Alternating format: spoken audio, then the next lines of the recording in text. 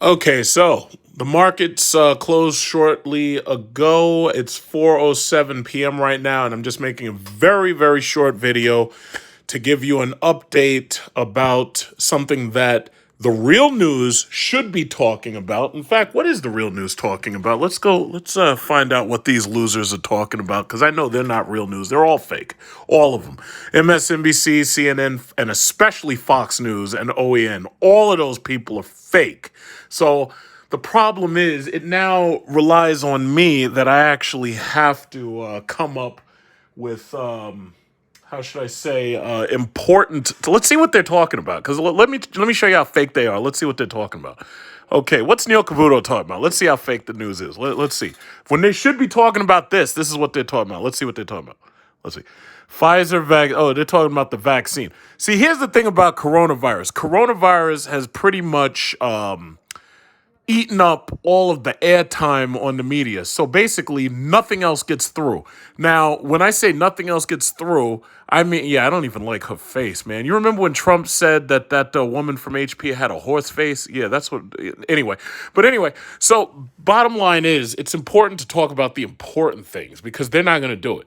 So I wanted to talk about real quick. Okay, first of all, let's take a look at my losses. As you know, I went out today. I bought some NVIDIA video cards and everything. That shit cost me like $4,000 for two of them damn things. But anyway, I'm going to get back to Cyberpunk in a little while, so I'm going to upload a video for Cyberpunk after this. But I'm down. I lost today $64, which is really not much when you really consider that I'm up so much. But it's $64 I didn't need to lose, and I specifically lost that money on NIO and KNDI, which after now I've been doing more research, I'm not afraid of the Chinese stocks that I hold anymore. So why is it I'm not afraid? Well, first of all, let's see what I lost. Citigroup stock, I lost $39 there because I bought in at $43. It was higher than 60 and it went down to 58. So I'm down to like $39 from that one. No big deal. NIO is kind of pissing me off because in this portfolio I have 12 shares, but in another portfolio I have over 100 shares of NIO. Because usually when I buy stuff, I try to buy hundreds and 200s.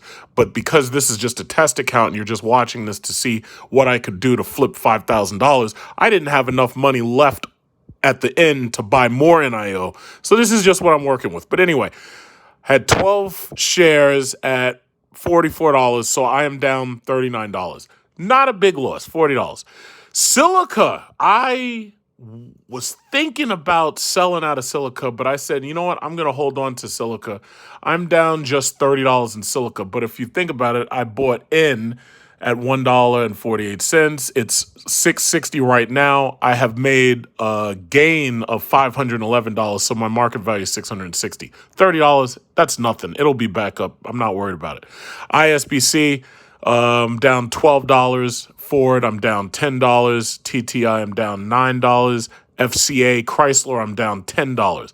So for the whole day, as you can see, these were my negatives for today. But as you can see, when it's all calculated and said and done, today I lost $64.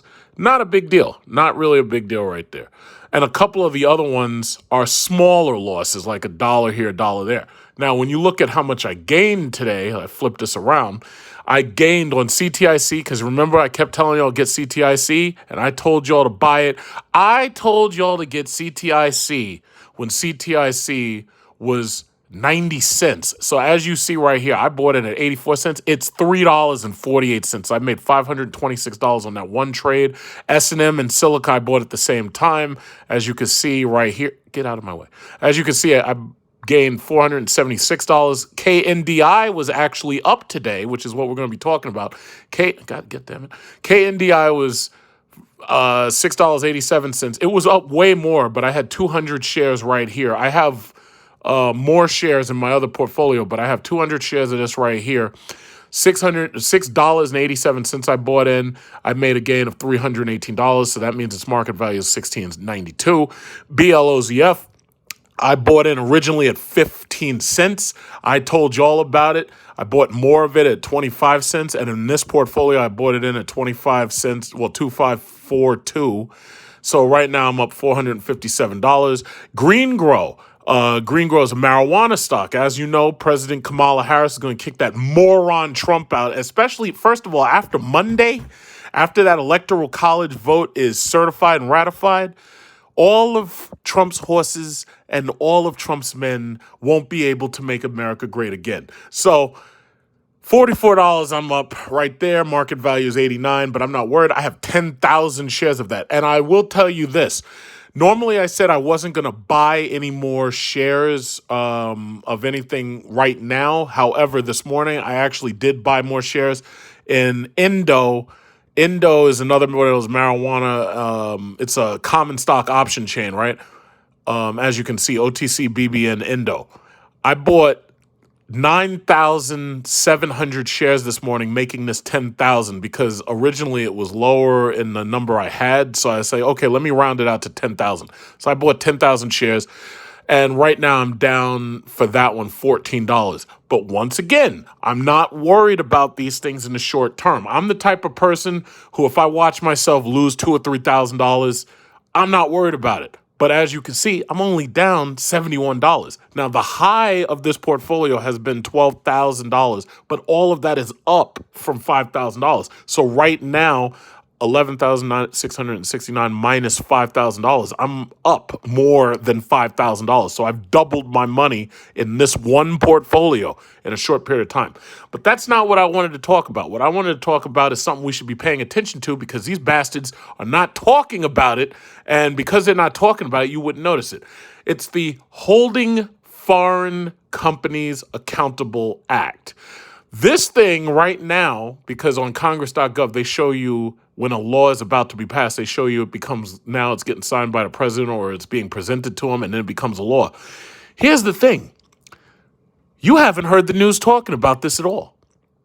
You can go to congress.gov. You can read all the text and all the actions and all that stuff. But at the end of the day, this thing is quietly passing right by us, and you don't even see it until it becomes law because the Democrats and the Republicans are giving this thing bipartisan support. So the question is, well, what's in this thing that could get these psychopaths in the Republican Party and these maniacs in the Democrat Party? Well, what's in there that could be making these people agree? Whenever you see people agree on something, that's when you should worry. Like for instance, if I say, I don't know, the dress is blue, and somebody else says, no, the dress is not blue, the dress is like orange or something because one of these assholes is colorblind.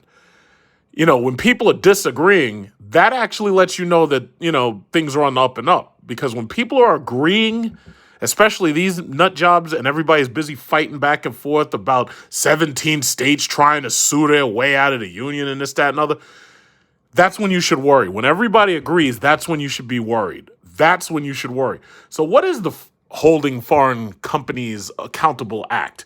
Well, the number of co-sponsors has got 4. This has got bipartisan support. That's what worries me. So it says, is a bill in the United States Congress that will require companies publicly listed on stock exchanges in the United States to declare that they are not owned or controlled by any foreign government. Pause. Candy and NIO are Chinese electric vehicle manufacturers. I don't believe the PRC owns or controls them, but the thing about it is, if they did, that would be a big problem for those stocks. And I think that because they're not controlled or owned by the Chinese government, I think that those two stocks don't really have to worry so much about being shut down off the New York Stock Exchange. Trump tried to start a trade war. He failed. It backfired. Instead of him getting all this tariff money that he was expecting, what he got was coronavirus, ending his career and getting him impeached and getting him thrown out of office. Well, okay, I can't say thrown out until Monday officially. However, he ended up getting himself impeached, and then he ended up having coronavirus turn out 80-something million people to vote against him. Let's just say it like that, so this way there's no legal repercussions from somebody who wants to be a midnight lawyer around here. So anyway, he tried to start a trade war, it backfired, and now he's no longer going to be president come January 20th at high noon. It seeks to amend the Sarbanes-Oxley Act in requiring these companies to disclose to the United States Securities and Exchange Commission information on foreign jurisdictions that prevent the public company account. It's a bunch of nonsense for basically saying, okay, listen, if the Chinese government runs you, we're going to take you off the New York Stock Exchange. Let me just say it in simple terms, put it where the goats can get it. Such companies will be banned from trading and delisted from exchanges if the PCAOB is not able to audit specified reports for 3 consecutive years. What a bunch of bullshit. This is anti-free market right here, and you people are messing up the value of my stock. I want to impeach all of you. So anyway, in 2009, a similar bill titled the Equitable Act, 2019, was introduced by, of course, who else? Marco freaking Rubio, a Republican Florida in the United States Senate over concerns certain foreign companies were non-compliant with oversight and audit rules on the United American, whatever. The consideration of the Holding Foreign Companies Accountable Act in Congress coincided with the high-profile financial scandal involving Chinese coffee chain Luckin Coffee. Do you have Luckin Coffee? I hope you do. What is luck in coffee? It's got a deer antler on it, so it must have like that Chinese deer penis in it. That's what they use to boost a man's masculinity. So anyway, luck in coffee. Coffee house chain, blah, blah, blah. There's a accounting scandal in 2020 on whatever. I don't really care. Okay, so anyway, that's not really important right now. This subsequently resulted in their shares plunging by 80%. Luckin also received a delisting notice from the NASDAQ Stock Exchange on May 19, 2020. On June 26, it was confirmed that Luckin would be delisted from the NASDAQ, and Luckin stock saw its last day of trading. That's a damn shame. So, NIO and Candy had plunged. Even though Tesla was way up and we were making big money on Tesla, because I told you to buy into the, what was it called? The split. I told you to buy into Apple's split. I told you to buy into Tesla's split. So you should have doubled your money at least by now.